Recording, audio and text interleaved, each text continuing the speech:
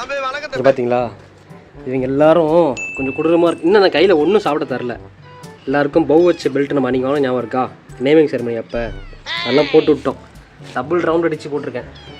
ஏன்னா அப்போ தான் வந்து எங்கே இருக்காங்கன்னு தெரியுது. இல்லை எங்கேயாச்சும் போய் உட்காந்துடுறாங்க. இந்த ஜில்லு ஜில்லு சவுண்டு உங்களுக்கு கேட்குதா? இந்த சவுண்டு கேட்டால் தான் வந்து எங்கே இருக்க நம்மளால் கண்டுபிடிக்க முடியுது. இஷ்டத்துக்கு பேக் சைடில் போய் ஒளியிறது, மரத்துக்குள்ளே போய் உட்காடுறது, அதுன்னு எங்கேயாவது எஸ் ஆகிடுறாங்க. அப்புறம் தான் நான் வாங்கி வச்சேன் ஞாபகம் சன்னா ஞாபகம் வந்துச்சு. அதான் போட்டு விட்டேன். நான் வாங்க வேணாம், வாங்க போ, வாங்க வா வா வா.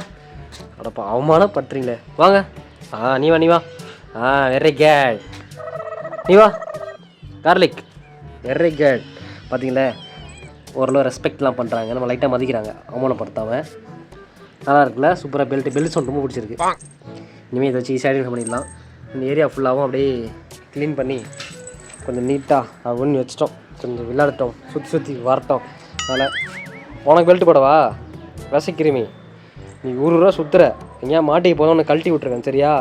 நான் உனக்கும் போட்டுருவேன். இவங்க இப்போதைக்கு வீட்டில் தான் இருப்பாங்க. நீ கட்டி பிடிச்சி ஜாலியாக கொஞ்சிக்கிட்டு இருக்காங்க. அதனால் இப்போ இல்லைடா அவன் பெல்ட்டை நீ கடிக்கிற, அவனுக்கு பெல்ட்டை கடிக்கிறியா என்ன? பார்த்தீங்களா, ரக்கட் கேர்ள், கிக் பாக்ஸிங் தான் இல்லை, பாக்ஸிங் நான் தான் நான் சாம்பியன். அப்புறம் எட்டிட்டு சில்லடிட்டு இருக்காரு.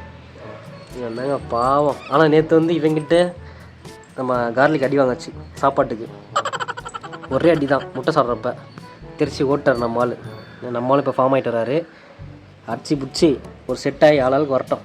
எப்படியும் கடைசியாக பார்க்கலாம். இப்போதைக்கு இங்கே வெளியே ஃபன் பண்ணிட்டோம்.